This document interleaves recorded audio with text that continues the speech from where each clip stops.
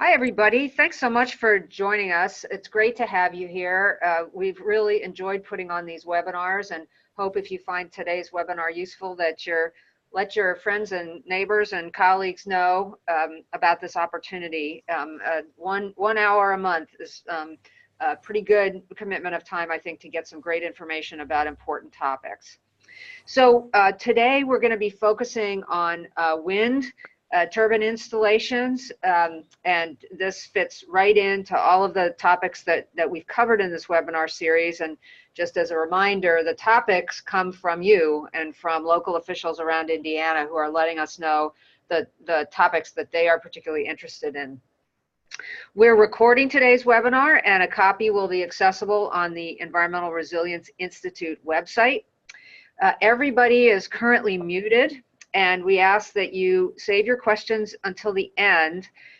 However, if you have an urgent question during the presentations and you think you might forget it, because that happens to me a lot, you can send a question through the chat function. And if you haven't done that before, there's a little box down at the bottom of your screen that says chat. If you hover your mouse over that, you may need to hover your mouse over that window at the bottom in order for that to appear, and then you click on that and you can put a note right in there. So to get right into this, not only do alternative and renewable energy sources such as wind limit carbon pollution, they can also provide energy when fossil fuel powered systems fail or have a disruption. Furthermore, wind installations can offer substantial economic benefits within a community, and we're very pleased to introduce two speakers who can provide additional insights on this topic. We know that this issue is not without controversy, and I think you'll hear from our speakers and you'll have the opportunity to ask them questions that you might have about things that you've heard or read about wind energy, the benefits, and some of the questions or concerns that people might have. So with us today is Beth Soholt from the Clean Grid Alliance, which is based in St. Paul, Minnesota, which is about to get nailed by a storm, I think, or maybe already is. The Clean Grid Alliance is a nonprofit organization that offers technical and policy expertise to advance opportunities for renewables development and for fulfilling grid needs. And I'll give you a little bit more specifics about Beth in a minute. She'll be our first speaker, and she'll be followed by Steve Burton, who is a county commissioner in White County, Indiana, and owns a wind farm of his own. He will share a few of his experiences, and as I say, both of them will be available at the end of the hour to answer your questions. We have over 30 people joining us today from across the U.S. The fame of this webinar series is spreading nationwide. We're thrilled about that. Welcome, and we hope you find today's presentation useful. I want to thank a couple of our sponsors, or co-hosts, I guess. The Association of Indiana Counties, which represents Indiana County officials in the various needs that they have, legislative advocacy, training, technical resources, that sort of thing. And Accelerate Indiana Municipalities, which provides the same services for city and town government in Indiana. We're really thrilled to partner with both of these important organizations in presenting this information to you. Let me just take a quick minute for those of you that may not know and explain the Indiana University Environmental Resilience Institute. We were created 2 years ago by the president of the university to help Indiana become more resilient in the face of the environmental changes that are happening in our state. They're happening all over the world, as we all know.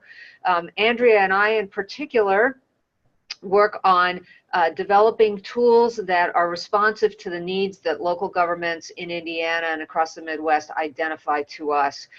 There's lots and lots of research going on at IU and other places to develop information, solutions, communication networks that will help local governments who, to me, are really the front line when it comes to figuring out how we are going to mitigate the changes that are coming our way and be ready for them to protect public health, our local economies, our agricultural industry here in the Midwest. So this webinar series is one aspect of the resources that we provide for local officials, but as with all of our tools, we make these things widely available to anybody who is interested.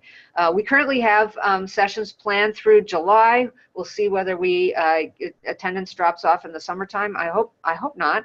And we'll be sending out a survey in the coming weeks to ask for additional suggested webinar topics for starting in the fall of 2019 and through next year. So enough about that. I'm going to introduce both presenters now, and then I won't have to interrupt when we transition. So Beth is Executive Director of the Clean Grid Alliance. As I mentioned, she brings more than 15 years of experience working with the electric industry in various capacities. She directs work in the areas of technical and transmission planning, state regulatory proceedings, legislative education, and outreach. She holds a seat on the Midwest Independent System Operator Advisory Committee. You might know that as MISO, representing the environmental sector. She was also selected as one of 3 nonprofit representatives on the Stakeholder Steering Committee of the Eastern Interconnection Planning Collaborative. She has a law degree from Hamline University Law School in St. Paul and a Bachelor of Arts degree from Luther College in Decorah, Iowa. Steve is a longtime resident of White County, Indiana. He served as a county commissioner for 15 years. More than 10 years ago, he was approached by 3 different companies about developing a wind farm on his family's land. That wind farm was completed and has been successfully operating ever since. So to my mind, Steve is kind of a twofer for us. He is a local official dealing with these issues in a professional capacity as a county commissioner, and he has also a personal experience with successfully developing a wind farm. So I am going to turn it over to Beth now to share her slides, and when she's done, we'll transition to Steve. Go ahead, Beth. Thank you, Janet.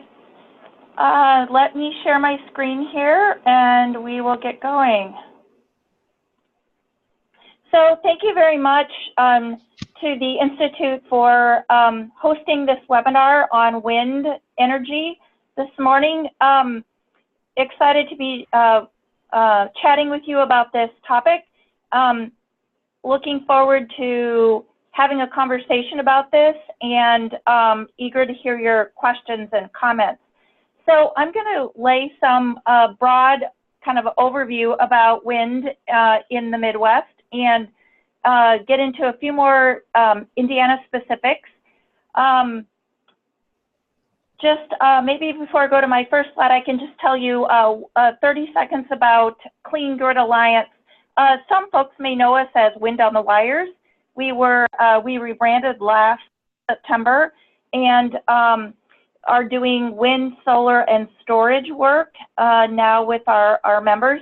We are kind of a purposeful collaboration of nonprofits and for-profit industry working on renewables in the Midwest. And so we have a 9-state footprint. Indiana is one of our states, but we really go from the Dakotas over to Indiana, and from Michigan down to Missouri. We do work in the MISO footprint, but we really work in at the legislative level, regulatory, technical, and then do a lot of communicating about renewable energy. Lots of our work is education, talking with people, educating them. It could be a landowner one day, and it could be a governor's office the next day. So, and everyone in between. So I think, you know, we've seen a lot of change, particularly as wind and solar projects have become more economic, and communities are really looking at projects as our utilities to purchase from the projects. So let me just start with the growth of renewables. I've got a couple charts here that really illustrate kind of the exponential growth that has happened cumulatively since 2000 in both wind and solar. For reference, Indiana has about 2,300 megawatts of utility scale wind and over 300 megawatts of solar. I checked, I think it's about 331 megawatts of solar right now. So you can see the huge growth that has happened just, you know, in the last 6 to 8 years in particular. I wanted to just touch a minute about all the projects that are looking to be developed.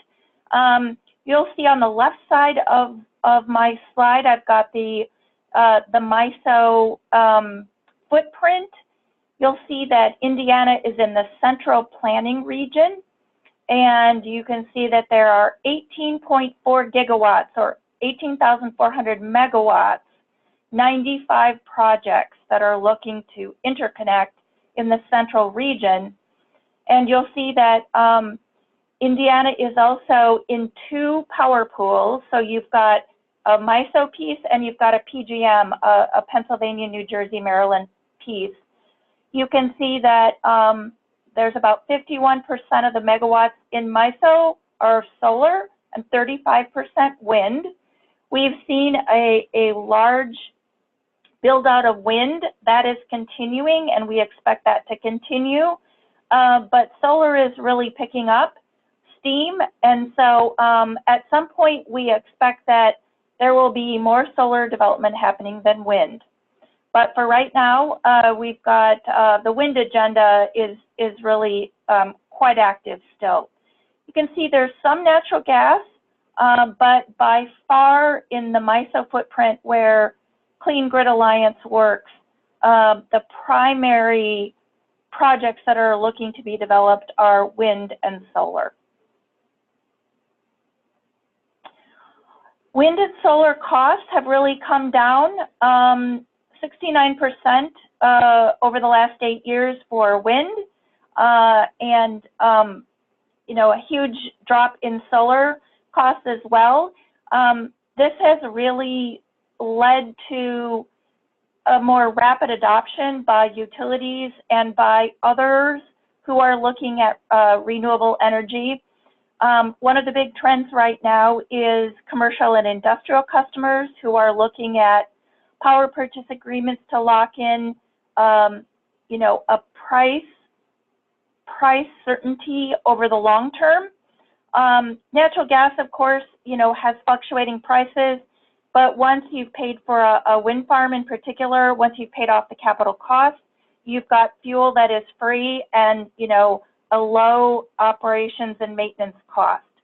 And so the economics of wind are really driving development of projects right now and of demand for the projects. This is just a comparison, again, some more information on how wind and solar unsubsidized, so taking out all the subsidies for all energy sources. So taking out the production tax credit, the investment tax credit for wind and solar, taking out the other subsidies that coal, gas, and nuclear see.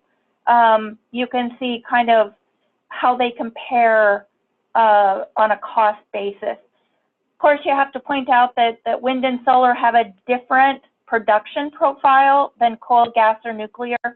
Wind and solar, you know, produce when there's wind and when there's sun. But coal, gas, and nuclear power also have their challenges. In the recent polar vortex that went through the Midwest, we saw you know, wind production curtailed. Solar fared pretty well, but we saw some challenges on gas, and we saw challenges on frozen coal piles. And so that's why utilities have really looked at a basket of fuels to keep the grid reliable and to cost effectively and reliably serve customers. I wanted to just take a minute to talk about what is going on in Indiana as far as from a utility perspective. What are utilities looking at? How many megawatts are they looking at in their integrated resource plans? What's the demand out there? And so you can see that Ameren, Consumers, Detroit Edison, Hoosier, Indiana Municipal, and NIPSCO, all of the utilities have new wind in their resource plans over the next 10 to 15 years. You can see the various amounts, but this is really driving development in Indiana, and the utilities, if they put out a request for proposals for new wind, will see quite a robust response, as there are a lot of, there are far more megawatts that are, and projects that are looking to be developed than there is demand from the utilities right now. So that's really good for ratepayers, in that the utilities will get a very cost-effective bids to choose from, and a lot of competition among wind developers, really driving great bargains for their customers. You know, we hear a lot about kind of politics where wind farms are sited. You know, not every state has robust wind development, but they might have a manufacturing facility. So there are a number of ways to see benefits from wind development and manufacturing. I just wanted to share a brand new chart with you that came from the American Wind Energy Association annual report that was released yesterday. So you can see Indiana has development in the vast majority of your state, and it's really mostly Republican districts that are hosting wind farms. This is also a new chart that was released yesterday by AWEA, by the American Wind Energy Association. What they've done in this chart is they have aggregated state tax payments and local tax payments on wind projects, and you can see that Indiana currently receives $14 million in state and local tax payments. And you can kind of see how Indiana compares to your surrounding states. You know, Iowa, of course, is very robust with their wind development, you know, second only to Texas. And California, actually, it looks like it's third for tax payments here. But kind of an interesting comparison across the Midwest. So Indiana is really, you know, holding your own as far as the kinds of benefits you're seeing from state and local taxes. Wanted to talk a little bit more, diving in a little bit deeper now on the benefits of renewables to Indiana. Some of the talking points that we use for benefits: benefit from a fuel cost perspective, lower risk investment than natural gas. Again, natural gas has prices that are going up and down all the time. No fuel cost with wind. I'm going to go a little bit deeper into the community benefits, and I'm sure Steve will as well, but you know, wind tax revenue provides counties, local townships with the ability to do lots of different things. And of course, wind provides a risk-free payment to landowners that is compatible with farming, because wind farms take very little footprint, and you're able to farm right up to the base of turbines. So here are a few more Indiana specifics. Benton, White, Randolph, Tipton, Madison counties, 15 wind manufacturing facilities in the state, and over 2,000 jobs in Indiana. So I just wanted to talk a little bit about things that we have seen in states as far as opportunities that the tax revenue from wind farm development provides. I think one of the most interesting things is to hear how local communities are spending or investing the tax revenues that they're getting. So I've listed out a couple of things that we've heard. You know, being able to use tax revenue to benefit students in local schools. We've certainly heard of examples where a school was able to provide laptops for students. And probably one of the most recent examples we heard of was one district in North Dakota actually was able to build a new STEM lab from tax revenues and from new revenues that came into their district.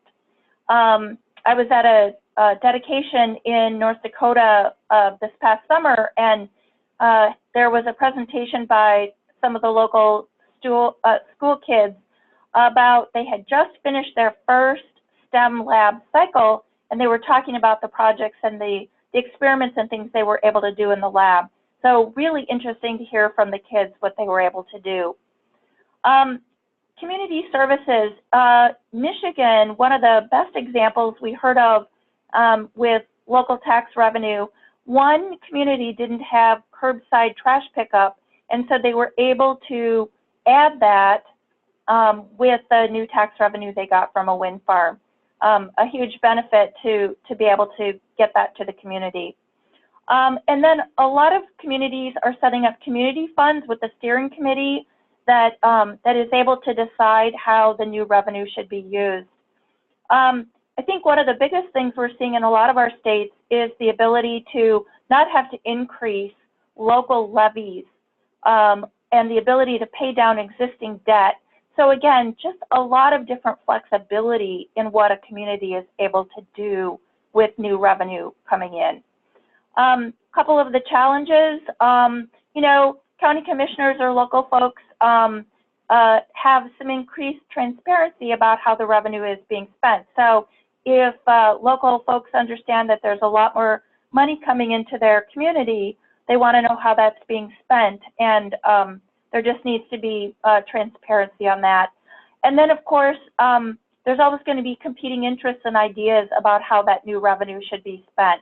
So both kind of upside for what should we do with this new money, and then, you know, some increased transparency needs and sharing of ideas about how the revenue should be spent. A good problem overall to have, probably. I wanted to spend a minute about ongoing issues that we're seeing in Indiana for wind farm development.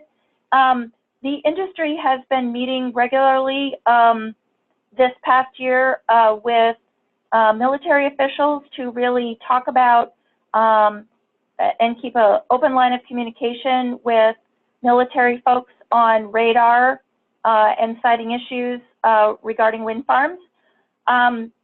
Just to keep the dialogue open, to make sure that military officials understand kind of siting requirements, understand what the industry is doing with the FAA, federal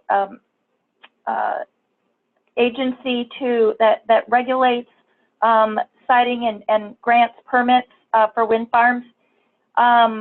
So just to keep that dialogue open.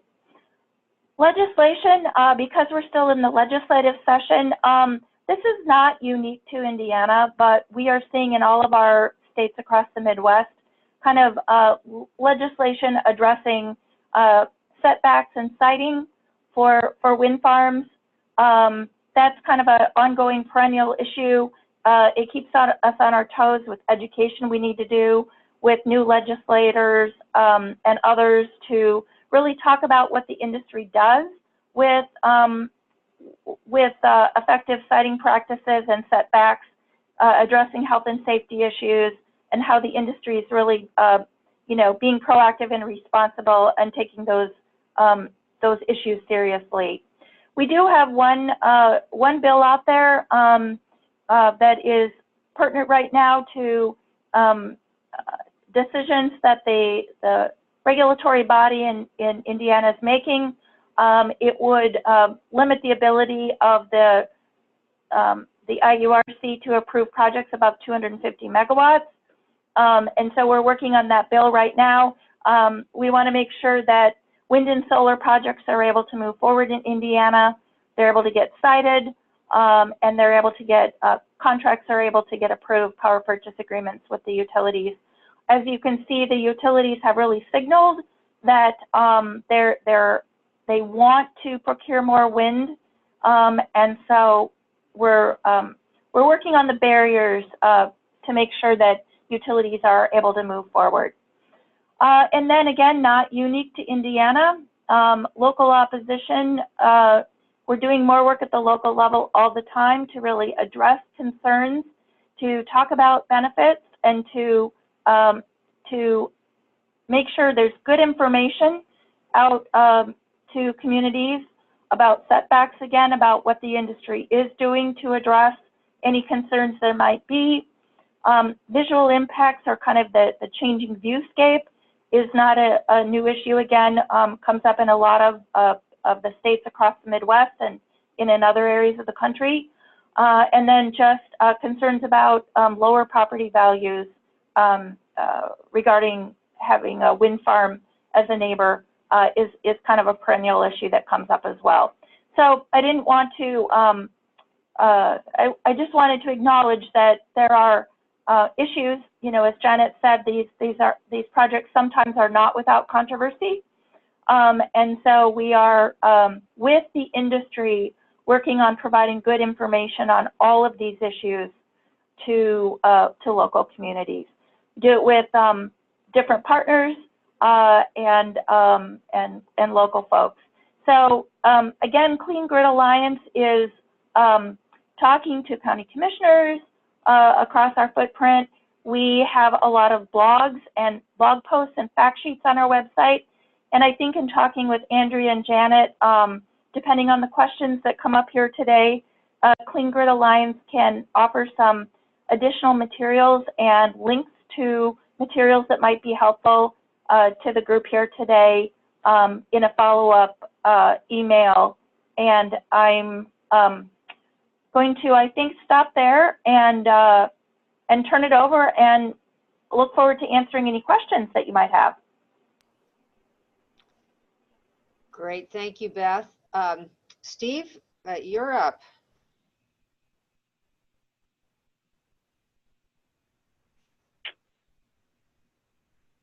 Hello? Yep, we hear you. Okay, I'm sorry. So I'm live? You are. Okay, hi. My name is Steve Burton, White County Commissioner, as it was said before. One thing I want to clear up to start with, we do not own a wind farm. My wife and I live in the wind farm. My parents have turbines on their ground. But as we work through this wind company, I just want to make it clear that we don't own the wind farm. I just happen to be a county commissioner. I live in a county that has a lot of wind turbines in that. So I hope that didn't send anybody off thinking, geez, there's not some transparency that needs to be there. But we've been involved in wind farms since 2004. We had the opportunity to have 3 different wind farms try to locate in White County at that particular time. Why I say a good thing is we had the opportunity to choose what we felt was the best wind farm for the county, for our landowners, and we've been successful with it. Benton County, our neighboring county to the west, was the first county in Indiana to have a wind farm built in their county. We followed the year after that. We had, again, great opportunity to watch maybe some of the mistakes, some of the adjustments we made as Benton County kind of went through the first year, and I feel that we capitalized and used them as an example. I'm very appreciative of that, and come up with a better product for us and for the county. Benton County, they choose to use, I'll use the term shotgun, where the turbines are scattered out at their most efficient.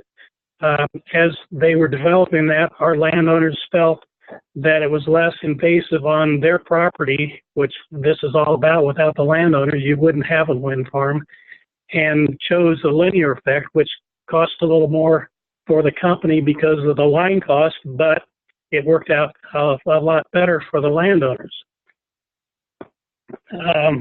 As we went through the first year of the first phase, we made some setback adjustments, kind of opposite of what's happening today, but our setbacks become less with adjoining landowners that didn't involve houses. That allowed the placement of turbines in an area that was best suited for landowners, and also some drainage issues. One of the excuse me, we've had a lot of success, obviously, and we've had a lot of success with the same company. I believe, and I'll get the numbers messed up, we're somewhere around 300 or 550 twin turbines. We're over 600 megawatts in our county. This company does have a farm in the adjacent county, so I'm kind of not throwing those numbers in there. We're currently looking down the road at the possibility of another 100 megawatts that will be in MISO area. Most of ours goes to the PG&M, so there's some diversity and there's some different people working. But there's some big companies involved in purchase power agreement. I'll just throw out there, I don't think it's a secret, I hope it's not. Cummins Engine has invested some of their money in renewable energy here with the wind farms. I believe White County receives a little over 2.4 million, maybe close to 2,400,000 a year from personal property tax from the wind farms.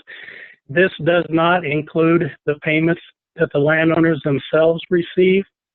That's above and beyond. That's the tax dollars that come to us that are taking the place of some other landowner, some other business that would be paying those property taxes if it weren't for them.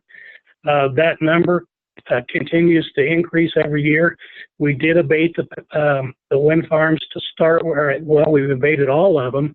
So property taxes each year increase by 10% of what their value is, if you're familiar with the abatement. So as I talk today, we could quit building, but the personal property tax that they pay will continue our last phase of the year before last 8 years from now. So when it's over, it's not really over. They're still sending money to the county, which is greatly appreciated. I've been into the assessor's office. One of the questions is what's my land value? Is it going down or is it going up, or what's happening with it? Like kind of a joke, and if you walked in with me, they'd look at me and I'd mention why I'm here, and they say, "Go away, Steve, because we can't find on paper that shows us that the property is decreased or increased." There's a little blips, and that happens. You know, that goes back to our tax assessors, but they can't show that residential or personal property or real estate is being affected by the wind farms or the area that the wind farms are in. What the other thing I love about wind farms is the money stays locally. Yes, it is a company that doesn't exist in Indiana other than they own the wind farm, but they make land payments to the landlords, whether they're absentee or whether they're local or whether that's the ground they make a living off of. That money stays in this county. It doesn't get shipped off to a big corporation, and you only get the benefits of having new employees. This wind farm keeps adding employees. Again, I don't want to tie it down to a number, but approximately is employing 60 workers to maintain these. And as they add turbines, they add employees. That was kind of a benefit to us because those jobs pay pretty well. Somebody young can come in and make a career out of this, basically a sustaining job and a career, and you don't see a lot of that around here. Beth mentioned the computers in the schools and the local jobs. I'll kind of jump down here a little bit. One thing I like to do before that is wind farms aren't for every county. Tippecanoe County, which is the county south of us, has chosen not to have wind farms in their county because they feel their county is best suited to industry and housing, and that's great. Wind farms aren't for every place, but there's a lot of places that can have wind farms and still not be invasive to the local environment. So I'm not saying that everybody should have turbines, but I'm not saying that they shouldn't have the opportunity to do it themselves. I like the term home rule. This kind of came up a couple years ago, the summer before last, where as commissioners we were kind of taking some heat from the fact that commissioners were making money off of this. After the first phase, when we had no property involved in the wind farm, I recused myself from making on voting on any issues that came up concerning any wind farms that were built after that. Again, my wife and I don't own any turbines, ground that has turbines on it, but my parents do. But I still felt it was necessary that I recuse myself. Part of my experience here, going back for 10 years, they say, well, wind turbines are going to cause this, this, and this. You're welcome to come out. You're welcome to talk to our neighbors, become part of the community. About 2 weeks ago, I had a gentleman from Illinois call and said, hey, I know you got wind farms. Can I come out and look at them? I think the wind speed was around 12 mile an hour, maybe gusting to 13. We pulled up on a wind turbine close to my house here, and he says, where's the whoosh sound? And I said, well, can't you hear it? And he said, no, I can't hear it. And that was kind of phenomenal to me. Usually you can hear a small whoosh sound from it, and that's what we expect. But that was a day to where the actual airspeed around us drowned out the actual noise of the wind turbine. So there's an example of opinion, and part of our biggest fight from the county is to try to deal with well, basically, I'll get right to it, is Facebook. All I can do is give you experience of what has happened in the 10 years. Anything else, you know, you're going to have to make your own decision. The one thing that really tipped me over, got me to the side, is this is what we've got to do. Is my father passed away in 11, and was a farmer all his life. And when the people come knocking on his door saying, we want to develop a wind farm here, are you interested? Would you sign up? He came to me and said, here's what they're asking. Do you think this is something we can do? And I said, Dad, you know, we're not doing it for you. Probably not doing it for me. We're doing it for my grandkids and my grandkids' kids in their future. Everybody talks about, I love green energy. We should be doing it, but let's not do it in my backyard. I believe at that point, I returned to him and I said, Dad, you know, this is something that needs to be in our backyard, and it is in our backyards, and it's the best thing out there for right now. There may be something here in the future that comes along that is better than wind farms and more efficient than wind farms, but we need to do this now, not wait till later. So, that kind of concludes my speech here. I've probably missed a ton of stuff. I'd be glad to talk to anybody about this that has some questions. Back to you, Janet.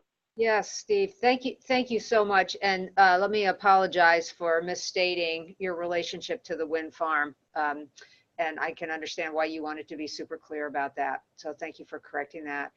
We are starting to get some questions in the chat box, and I'll ask Andrea if you're willing to kind of facilitate that. But before I do that, I want to just say that, Steve, you should be bottled and taken on the road as an exemplar of a public servant that's thinking about the community at large. And I wrote down as you were talking, this is something that needs to be in our backyards, and it is.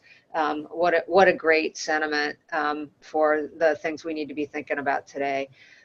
So Andrea, do you want to manage the questions here? Would that be all right? Sure, no problem at all. So I will start reading the ones that have come in via chat, And I'll also remind the audience that if you are on your computer, you can unmute yourself and ask a question verbally if you prefer. So of our questions that have come in so far, we've had a couple that are related to tax benefits. So one, Quentin said, I'm a little confused about the tax benefits. Do the wind farms not apply to the 1, 2, or 3% property tax caps? I would refer to my professionals, but the wind farm doesn't affect our tax caps. Our tax caps are still there, and we're in a better position because of that, because of the wind farms offsetting other taxpayers. I'm not explaining that well.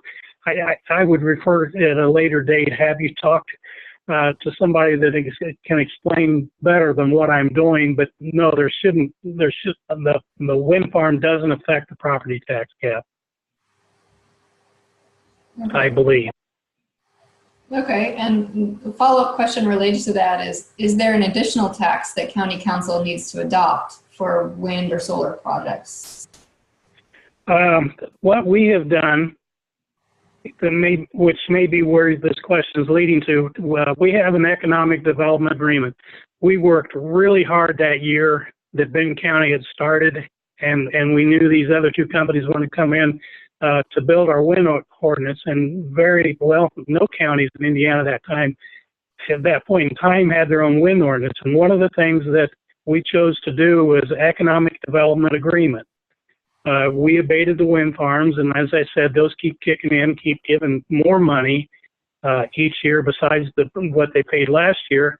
But the economic development money was money that was used to offset maybe the ground being used for different reasons, other opportunities the county wants to use. We're using that to try to bring in businesses, not necessarily to bring in businesses, but to try to have good places for our local youth, our kids growing up, try to keep them in the community and offer them good jobs that probably wouldn't be here if it wasn't for this incentive that we have with money. So I think the economic development agreement is what they're geared to, and that differs from county to county and what the county's needs are.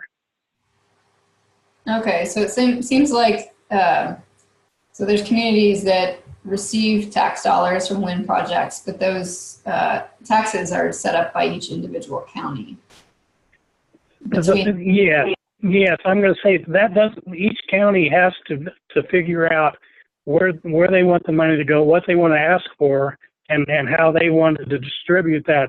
I'm going to use economic development. It doesn't have to be economic development money, but that's what I love about wind farms is you can choose to help your schools.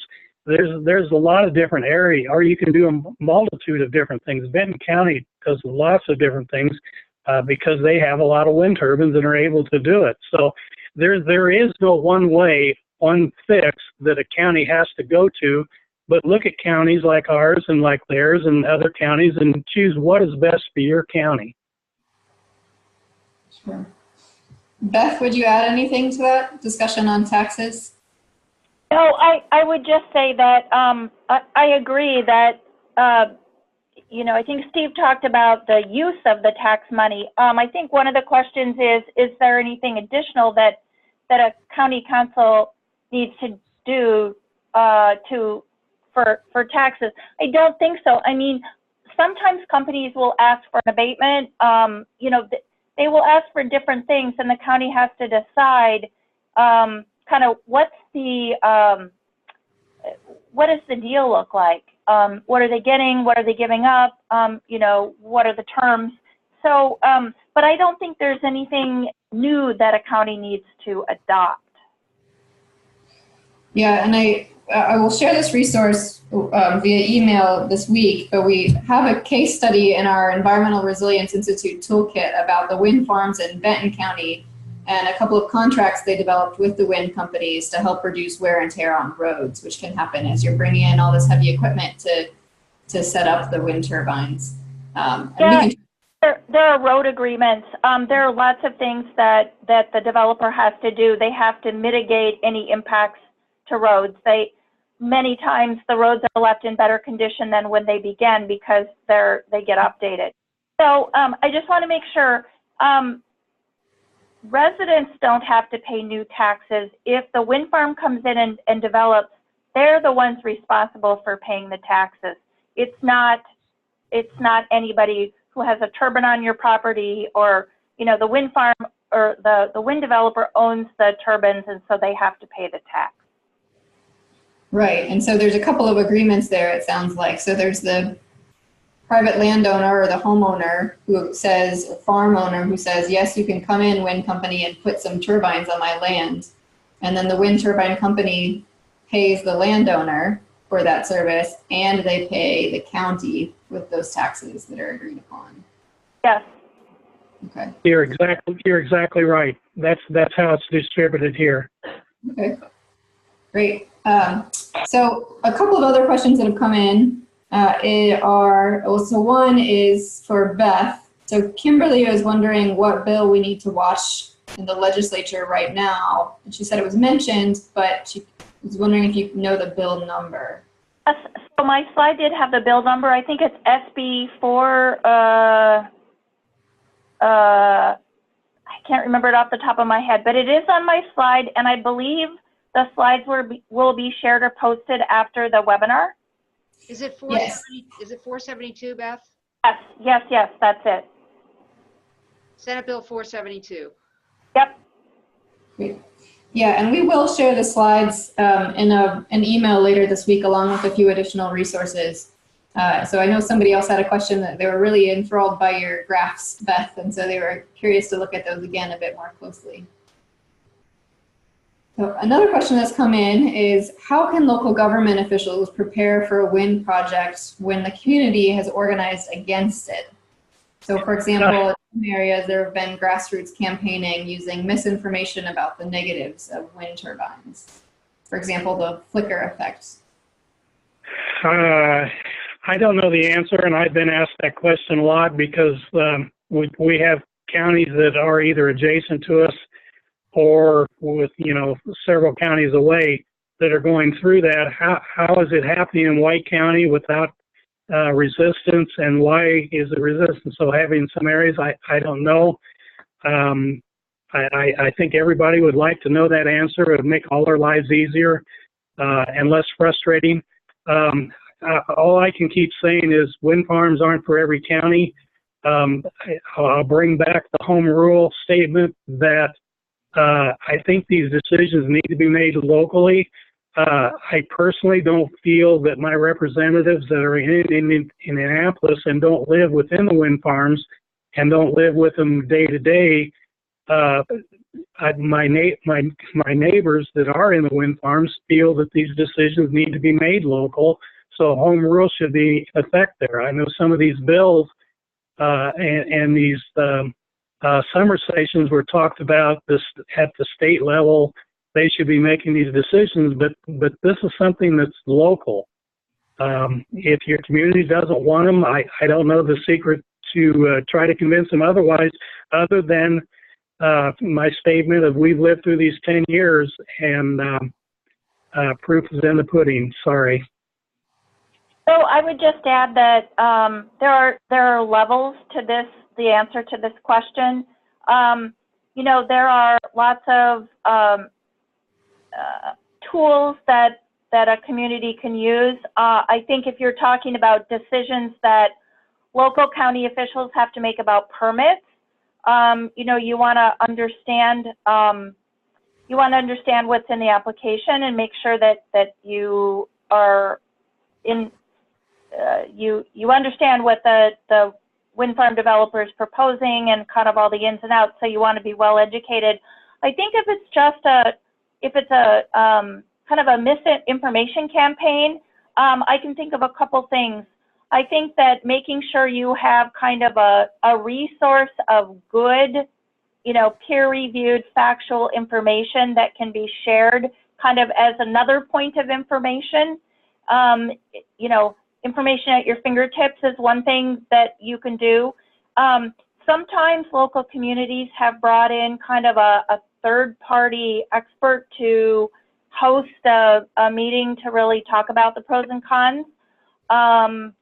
You can invite or take tours to existing wind farms like Steve has been talking about, and talk to folks who have lived among them to see what kind of experiences and, you know, what are the positives and negatives. So I think there's lots of tactics and strategies, but I think if you're really talking about kind of a misinformation campaign, I think the best thing you can do is have as many good resources that you can use to illustrate different points in the conversation as possible. Those Good are just point. ideas. Great. So that brings up another question is, so in White County specifically, have there been any complaints about noise or health impacts or other similar concerns with the wind farms? Health impacts and noise, no. The first year, there was a particular situation to where, known as flicker, a landowner felt that she was being affected by the flicker, and so we referred her to the wind company, and part of our agreement and our wind ordinance, it's their job, their responsibility to step up and do the best they can in the situation. They've made some minor adjustments the best that they could as far as curtains and flicker in your house. In my particular house, doesn't happen all the year round. As the sun moves, as you go from summer to winter, with the sun changes, you don't get the shadowing effect. So generally, it's never a 24/7. Well, it wouldn't be 24/7. I'm sorry. It's never an issue that the flicker's there all the time. It seemed that the issue got resolved, and I haven't heard anything else about that. We had some issues where, well, it goes back to misinformation. Our first year, before we started building, we had a lot of people scared that, you know, that really bad things were going to happen. And since that, we've had hardly any negative comments as we moved through different phases. As I was saying, we've gone through 6 phases. So those 6 different times, people had the opportunity to come in and voice their concerns.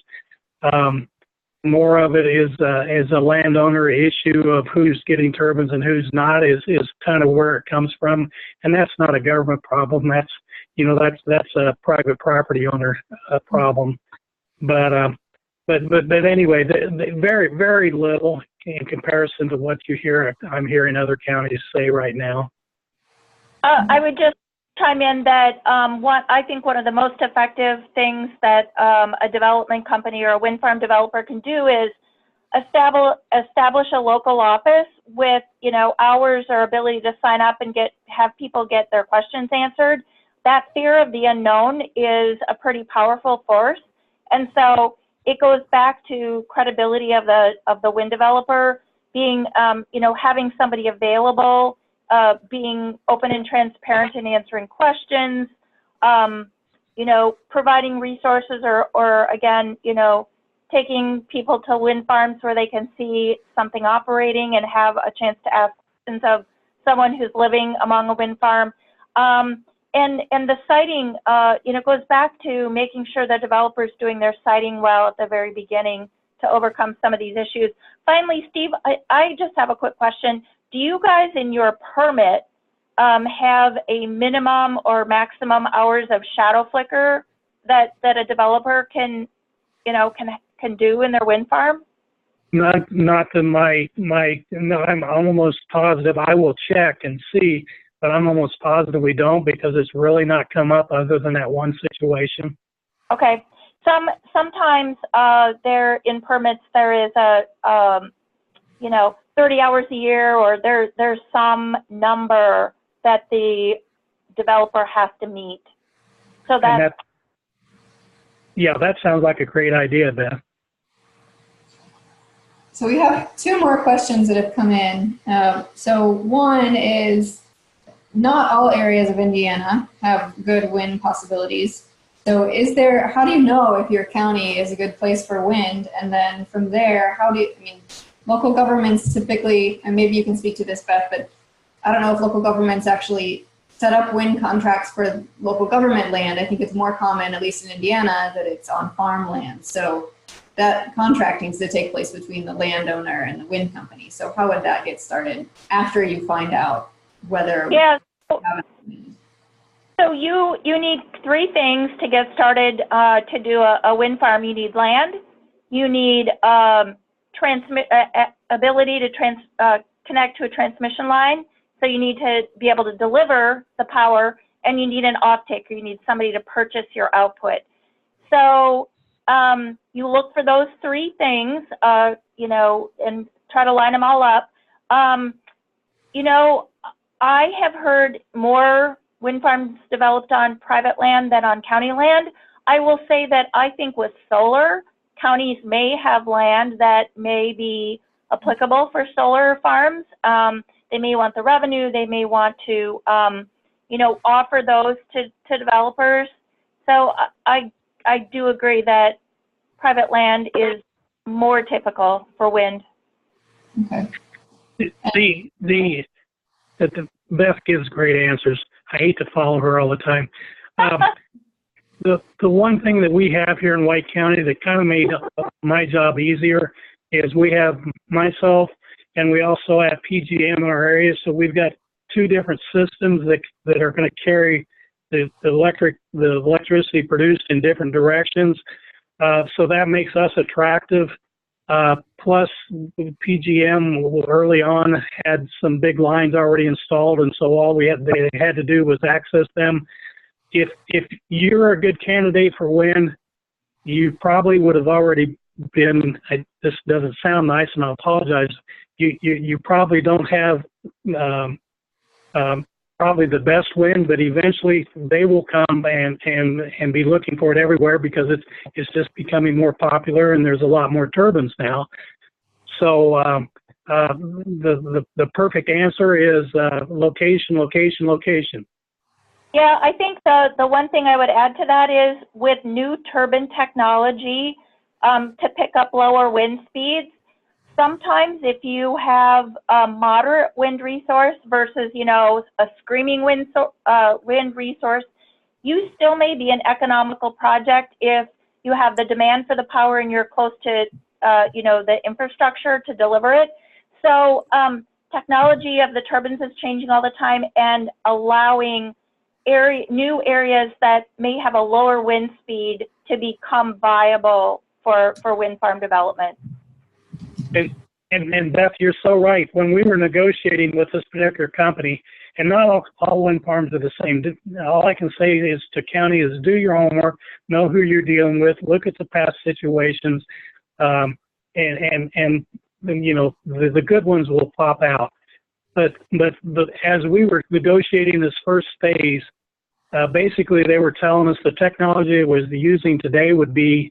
They would not be using the same technology, and I'm not using the right term, Beth, correct me, that in 10 years, the advancement is going to be so great, and each 10 years, the efficiency is so much better than what it was 10 years ago. But you got to start somewhere.